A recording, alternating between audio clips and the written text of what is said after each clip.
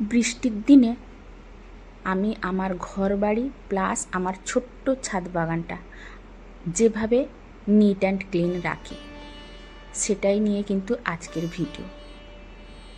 নমস্কার বন্ধুরা, আশা করি আপনারা সবাই ভালো আছেন, সুস্থ আছেন। আমিও ভালো আছি। আমি সুস্মিতার নতুন আবার একটা ভিডিওতে আপনাদেরকে স্বাগত জানিয়ে আর সঙ্গে নিয়ে কিন্তু আজকের ভিডিওটা বিকেল থেকে শুরু করলাম। দুপুর পর্যন্ত সংসারের সমস্ত কাজ সেরে নিয়েছি, সেটা আর আপনাদের সঙ্গে শেয়ার করলাম না। তো দুপুরের পর থেকে যে কাজটা আরম্ভ করলাম সেটাই আপনাদের সঙ্গে শেয়ার করলাম। তো এই যে খাওয়া দাওয়া তো শেষ হয়ে গেছে, বাসন টাসন মেজে কিন্তু আমি গুছিয়ে রেখে দিয়ে এসেছি। তো আরও অল্প একটু বাসন আছে। তো তার আগে ভাবলাম যে আমি রুমগুলো একটু মুছে নিই, মানে বিশেষ করে টাইলস বা মার্বেলের ঘরের মেঝেগুলো যদি একদিন না পরিষ্কার করি তো বড্ড নোংরাই লাগে। তার উপরে এই বৃষ্টির দিনে কিন্তু আরও যেন ঘরগুলো স্যাঁতসেঁতে বা হাঁটাহাঁটি বেশি করলে একটু চিপচিপে লাগে। তো মোটেই ভালো লাগে না। যারা আমরা সব সময় নিট অ্যান্ড ক্লিন করে রাখি ঘরগুলো, তো তাদের তো কখনোই ভালো লাগবে না, তাই না বন্ধুরা? তো আমিও কিন্তু সেই হাজার কষ্ট হোক যাই হোক কিন্তু ঘর চেষ্টা করি আমি প্রত্যেক দিন মোছার জন্য। আর অত্যধিক বৃষ্টি হলে, মানে বৃষ্টি যদি রেগুলার লেগে থাকে তাহলে কিন্তু ঘর মোছার পরে কিন্তু আরও ঘরটা স্যাঁতসেঁতে হয়ে যায়।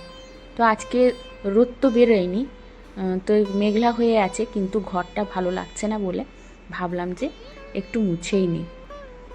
তো আমি কিন্তু প্রথমে মপটা দিয়ে মুছে নিচ্ছি, তারপরে আবার কিন্তু ভেজা কাপড় করে মুছে নিচ্ছি। আর এই মুছতে গিয়েই কিন্তু আমার একটা বিপদ হয়ে গেল। তো সেটা আর আপনাদের সঙ্গে ভিডিও করিনি বা বুঝতেও পারিনি যে এই ঘটনাটা ঘটে যাবে। তো আমি মুছে বেরিয়ে আসছিলাম, তো আমার কর্তামশাই শুয়েছিলেন। উঠে বিছানা থেকে উঠে কিন্তু নেমে চলে আসছিল রুম থেকে বেরিয়ে, তো দুম করে পড়েছে একদম। তো এই জন্য কিন্তু এই বৃষ্টির দিনে ঘর মোছার পরে যতক্ষণ না শুকোচ্ছে ততক্ষণ কিন্তু খেয়াল রাখতে হয়। তবে হ্যাঁ, অনেকে আছে কিন্তু এই টাইলসের ঘরে বা মার্বেলের ঘরে কিন্তু দুমদাম করে পড়তে থাকে, মানে একটু যদি ভেজা পায়ে হাঁটে তাহলে কিন্তু দুম করে পড়ে। তো আমার কর্তামশাই 3 থেকে 4 বার পড়েছে, আমার ছেলেও পড়েছে, কিন্তু আমি আর আমার মেয়ে কিন্তু এখনো পর্যন্ত পড়িনি। আসলে ওরা কোন দিকে তাকিয়ে যে হাঁটে আমি সেটাই বুঝতে পারি না। তো অনেকেই আছে দেখি ঘর মুছতে গিয়ে আছড়ে পড়ে, আবার হুড়োমুড়ি করে হাঁটতে গিয়ে উল্টে পড়ে যায়, অনেকেই আছে জানি। তো আমি কিন্তু এখনো পর্যন্ত পড়িনি। আবার অনেকেই আছে কিভাবে হাঁটে, কেমন হাঁটে, প্রায় টাইমই কিন্তু পড়ে যায়। তো যাই হোক, তো আমাদের বাড়িতেও 2-1 জন আছে, নাম আর বললাম না। তো আমি কিন্তু সব সময় খেয়াল রাখি এগুলোর দিকে। আর অনেকেই কিন্তু খেয়াল না রেখে হাঁটাহাঁটি করলেই কিন্তু এই দুর্ঘটনাটা ঘটে যায়, তাই না বন্ধুরা? তো আমি ঠিক বললাম না ভুল বললাম, সেটা যদি আপনাদের বাড়িতে কারুর সঙ্গে হয়েছে এর মানে এইভাবে ঘটনা, অবশ্যই কিন্তু কমেন্ট করে আমাকে জানাতে পারেন। তো তারপরে দেখুন আমি যেটুকু বাসনগুলো ছিল সেটা মুছে নিচ্ছি। গ্যাস তো পরিষ্কার করা হয়েছিল না, সেটাও মুছে নিচ্ছি। তার সঙ্গে এই বেসিনটাও মুছে নিচ্ছি, মানে এটা আজকে ডিপ ক্লিনই করে নিচ্ছি। এটা আমার তো খুব একটা ব্যবহার করা হয় না, আপনাদেরকে বলেছি, যেহেতু একটু জলের প্রবলেম আছে। তারপরে এই যে সাইডে যে পুটি দেওয়া হয়েছিল সে পুটিগুলোও কিন্তু খুলে গেছে, তো সেই জন্য এটা খুব একটা ব্যবহার করা হয় না। তো কয়েকদিন ধরে পরিষ্কার করা হয়েছিল না, তো আজকে ভাবলাম এই দেওয়ালটা আর এই বেসিনটা একটু ডিপ ক্লিন করেই নিই। কারণ মাঝে মাঝে যদি পরিষ্কার না করি তাহলে এই যে সাদা বেসিনটা দেখতে কিন্তু খুব খারাপ লাগে। আসলে আমাদের কিন্তু জলে প্রচুর পরিমাণে আয়রন আছে, তো সেই জন্য কিন্তু পরিষ্কার করে যদি না রাখি তো হলুদের দাগ একটা হয়ে যায়, মানে পুরো হলুদের মতো একটা কষ পড়ে যায় প্রতিটা জিনিসে। তো তার জন্য কিন্তু সবসময় ডিপ ক্লিন করে রাখতেই হয়, কারণ সপ্তাহে একবার করে যদি ডিপ ক্লিন না করি কিন্তু পুরো হলুদ পড়ে যায়, আর এই টাইলসের গায়ে কিন্তু দাগ দাগ হয়ে যায়। তো সেই জন্য ভাবলাম আজকে একটু ডিপ ক্লিনই করে নিই। তো Laltu Kunti kitchen and blogs ID থেকে কমেন্ট করেছে, দাদা চিকেন রান্না করছে, দেখে খুব ভালো লাগলো। দিদিভাই তোমার মাকে আমার প্রণাম জানাবেন। মাকে নিয়ে ডাক্তারের কাছে গেলেন, দেখে খুব ভালো লাগলো, ভালো থাকবেন। তো তোমাকে জানাই অসংখ্য অসংখ্য ধন্যবাদ এত সুন্দর একটা কমেন্ট করার জন্য। অবশ্যই আমার মাকে তোমার প্রণামটা জানাবো। তুমিও ভালো থেকো এইভাবে। আর সত্যি বলছি মন ছুঁয়ে তনিমা ডেলি লাইফ থেকে কমেন্ট তো অনেক বড় করেছে। আমি জানি তুমি প্রত্যেক দিনই আমার ফুল ভিডিও ওয়াচ করো আর সুন্দর সুন্দর কমেন্ট করো। তো আমি তোমাকে একটা কথাই বলবো, এত বড় কমেন্ট করার দরকার নেই, কারণ আমরা প্রত্যেকেই ব্যস্ত থাকি, তাই না? তুমিও সারাদিন কঠোর পরিশ্রম করো, আমিও তোমার ভিডিও দেখি। তো এত বড় একটা কমেন্ট করতে গেলে কিন্তু অনেকটাই সময় চলে যায়। তুমি কিভাবে এতক্ষণ সময় নাও, আমি মানে অবাক হয়ে যাচ্ছি। তো বলবো যে আমি জানি, দেখো বন্ধুত্ব করতে গেলে কিন্তু বিশ্বাস রাখতে হবে, তাই না? বলে না, বিশ্বাসে মিলাই বস্তু তর্কে বহুদূর। তো সেই জন্য আমাদের প্রত্যেককে একটু বিশ্বাস রাখতেই হবে। আমরা যত ভুল করি না কেন, আমরা যত ঠিক করি না কেন, এখানে কিন্তু বিশ্বাস হারিয়ে ফেললে কিচ্ছু হবে না। তো আমার মনে সে বিশ্বাসটুকু আছে প্রত্যেকের প্রতি। তবে হ্যাঁ, যারা একবার দুবার আসে তারা কিন্তু একটু আধটু দেখেই চলে যায় জানি, কিন্তু যারা প্রতিদিনের বন্ধু হয়ে গেছে তারা আমি জানি যে প্রত্যেকেই আমার ভিডিও বা আমিও তাদের ভিডিও যাদের দেখি তাদের কিন্তু ফুল ওয়াচ করে যাই। তো এইটুকু বিশ্বাস আমার প্রত্যেকের উপরেই আছে। তো তোমাকে বলছি, এত কষ্ট করে এত বড় কমেন্ট করার কোনো দরকার নেই, আমি বুঝে নেব ঠিক। তো তাও বলবো তোমাকে অনেক অনেক থ্যাংক ইউ এত বড় বা এত সুন্দর কমেন্ট করার জন্য। আর কমেন্ট করেছে বনশ্রী গোড়াই আইডি থেকে। তো তুমিও তো প্রত্যেক দিন অনেক বড় কমেন্ট করো আর আমাকে প্রতিদিন অনেক অনেক আনন্দ দাও। তো তার জন্য তোমাকে জানাই অনেক অনেক ধন্যবাদ। আর কি বলবো, মানে মুখে বলার মতো আর কিছু নেই। তো বুঝে নাও আমার কতটা ভালোবাসা তোমার প্রতি আছে।